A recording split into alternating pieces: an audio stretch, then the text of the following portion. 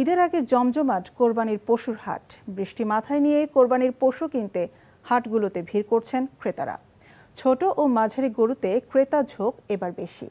1 থেকে 1.5 লাখেই এদের গরু কিনতে পারছেন ক্রেতারা। শেষ সময়ে দাম কিছুটা সহনীয় বলছেন অনেকে। ভারী বৃষ্টিপাতের কারণে বিপাকে আছেন অনেক বিক্রেতা।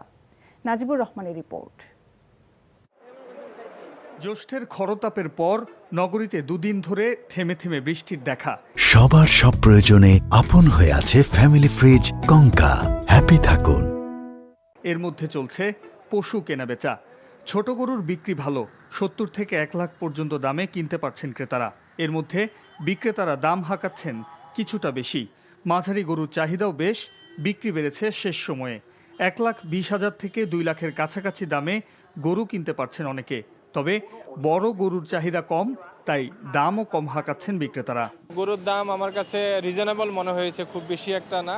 তবে তারপরে অনেকে হয়তো একটু ধরে রেখেছে আর একটু বেশি দামের আশায়। 20-22টা গরু আছে, গোড়া বাচ্চা বেচা হয়ে গেছে, আর আল্লাহ দিলে 1500টা আছে। যদি মিডিয়াম রেঞ্জে করেন তাহলে 1.5 লাখ এরকম গরু ভালো পাওয়া যায়, কারণ আমাদের বাজেট কম।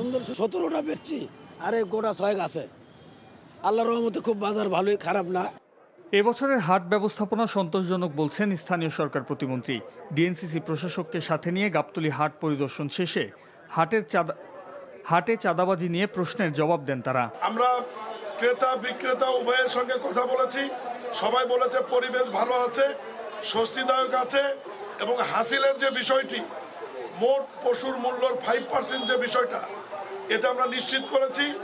এবং মানি রসিদ, টাকার রসিদ আমরা চেক করেছি, একজন কাস্টমারের কাছেও দেখেছি। তবে অতিরিক্ত বৃষ্টি হলে, সাময়িক কিছু অসুবিধা হলেও সিটি কর্পোরেশনের লোকজন সার্বক্ষণিক দায়িত্ব পালন করছে। আমাদের নজরে এখনো চাঁদাবাজির কোনো ঘটনা ঘটেনি। যদি এরকম কোনো সুনির্দিষ্ট অভিযোগ থাকে তাহলে আইন প্রয়োগকারী সংস্থা আছে, তারা ব্যবস্থা নেবে। রাজধানীতে ভারী বৃষ্টিপাতের পর কোরবানির পশুর দাম কিছুটা নিচের দিকে বলছেন ক্রেতারা। Najibur Rahman, NTV news, Dhaka.